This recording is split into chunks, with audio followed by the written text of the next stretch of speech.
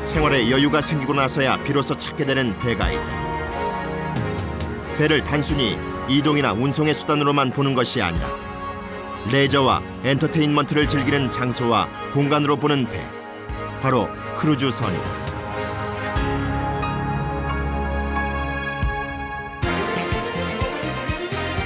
20세기 바다에서 일어난 가장 불운한 사건이 된 크루즈선의 대명사 타이타닉호. 영국 화이트스타사가 건조한 대형 호화 여객선으로 길이 259m, 너비 28m, 총 4만 6천 톤으로 1911년에 제작됐다. 비록 1912년 빙산과 부딪히는 사고로 침몰했지만 배의 역할에 대한 유럽인들의 인식을 세계에 알려준 선박이기도 했다. 유럽인들에게 배는 일찍부터 레저의 한 부분, 즉 이동을 위한 수단이 아닌 목적으로 보았던 것이다. 크루즈의 가장 기본 원천 요소는 문화라고 봅니다.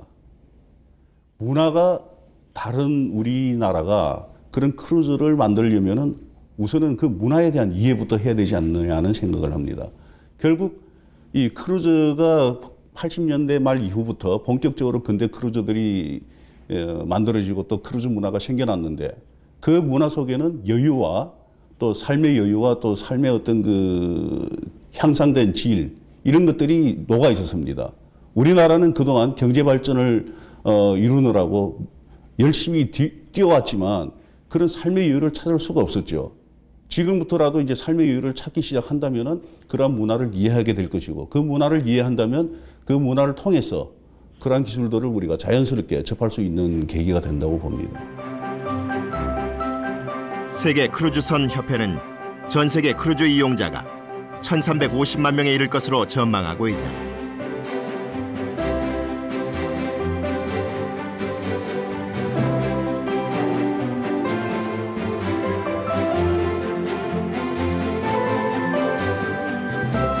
세계 각국은 매년 뚜렷한 성장세를 보이고 있는 크루즈 시장을 선점하기 위해 치열한 경쟁을 벌이고 있다. 하지만 특수선이나 상선에선 세계 최고의 경쟁력과 수주량을 기록하는 우리나라는 아직 크루즈선에 있어서는 후발주자다. 그 이유는 무엇일까? 크루즈선에는 일반 상선과 달리 이 선박의 기능만 있는 것이 아니라 선박 기능에 호텔 기능이 들어와 있습니다. 그래서 그 호텔 기능을 만족하기 위해서 인테리어가 필수적으로 들어가게 되어 있기 때문에 일반 상선에는 없는 그런 인테리어 시공 방법이 도입이 된다. 이렇게 보시면 되겠습니다.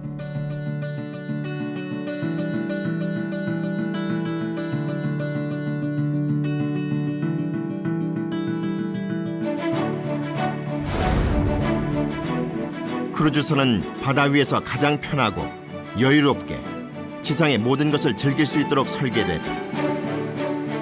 또한 다양한 연령층이 고루 즐길 수 있도록 여러 가지 레저, 스포츠, 문화시설들도 갖추고 있다.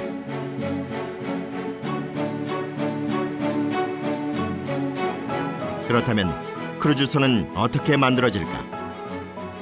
다른 선박과 크루즈선의 가장 큰 차이는 승객들이 머물 수 있는 호텔형 선실인 캐빈이다. 크루즈의 규모가 커질수록 캐빈도 많이 필요하게 되는데 이때 공사 기간을 단축하기 위해 획기적인 방법이 사용된다. 적게는 몇백 개에서 많게는 몇천 개까지 캐빈이 들어가게 됩니다. 그러면 그 많은 캐빈을 블럭을 만들어 놓고 나서 공사를 한다면은 엄청난 공기가 필요하게 됩니다. 그래서 이 배의 블럭을 만들 때 미리 바깥에서 캐빈 전문 공장에서 캐빈을 미리 만들어 두게 됩니다. 그것을 우리는 이제 프리파브리케이트라는 표현을 쓰고 있는데 이렇게 미리 만들어진 캐빈을 배의 블럭이 올라갈 때 그때 미리 집어넣게 됩니다. 그 위치에다. 그래서 나중에 위치를 잡아서 조절을 해놓고 조립을 하게 된다는 거죠. 배 안에서. 그렇게 하면 배의 그 공기를 획기적으로 줄일 수가 있는 그런 방법이죠. 2008년 우리나라에서 만든 세계 최대 2의 크루즈선은 9,400명이 동시에 여행할 수 있으며 2,700개의 선실과 100m 길이의 중앙공원까지 갖추고 있어 그야말로 바다 위의 도시라 할 수 있다. 이렇게 큰 크루즈선을 만드는데 가장 주의를 기울이는 공정은 어느 부분일까? 그것은 바로 약 22만 톤이 넘는 초대형 크루즈가 어떻게 무게중심을 잡고 안전하게 운항할 수 있는가 하는 것이다. 그러한 고민을 해결하기 위해 크루즈는 독특한 구조로 설계되어 있다. 바로 중앙 부분을 비운 U자 형태로 설계되는 것이다. 배의 규모가 크면 커질수록 무게중심이 위로 올라갈 수 있고 또 불안해지는 요소가 많죠. 그리고 또 배가 어떤 그 안정된 형태를 유지하기 위해서라도 무게는 낮아야 된다고 이야기하는데, 그러기 위해서 어떤 내용을 꽉 채우게 되면은 무게중심이 올라갈 수밖에 없다는 거죠. 그래서 가운데 부분을 공간을 둠으로 인해서 그 공간으로 인해서 무게중심이 낮아질 수 있고, 또 그 공간을 여러 가지 다양한 엔터테인먼트 시설로 활용할 수 있는 크루즈만의 어떤 그런 특징을 잘 살린다고 볼 수가 있죠. 초대형 크루즈선을 움직이는 데 중요한 역할을 하는 것은 무엇보다 강력한 엔진. 하지만 크루즈선의 특성상 속도뿐 아니라 승객들이 편안하게 지낼 수 있도록 정수성이 고려된 전기 추진기 엔진을 사용하고 있다.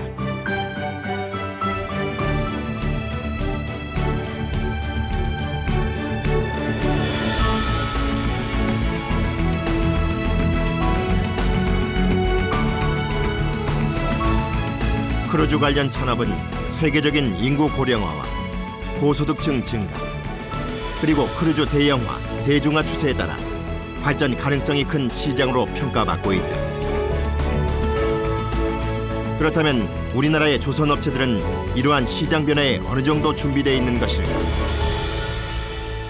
국내 대형 조선소들이 나름 각자 로펙선이라는 크루즈선 바로 아래 등급의 그런 여객선들을 꾸준히 건조를 해왔고요. 그래서 기술을 축적을 해왔고, 인테리어 업체라든지 이러한 부분에 대한 공동 제품 및 기술 개발들을 추진을 해왔기 때문에 이러한 그런 기반 구축이 어느 정도 완료가 되면 시장 점유율도 높여갈 수 있을 것 같습니다.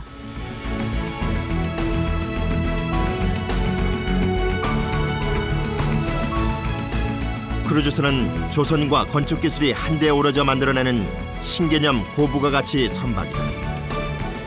상선과 특수선으로 노하우를 쌓아온 우리나라는 이제 크루즈선을 통해 세계 시장의 승부수를 띄울 차례다.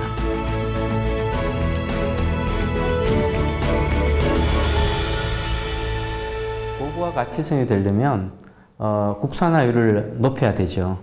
고부가가치선의 선체라든지 건조라든지 생산 이런 것들은 한국이 자타공인 일입니다. 다른 나라가 따라올 수 없고요.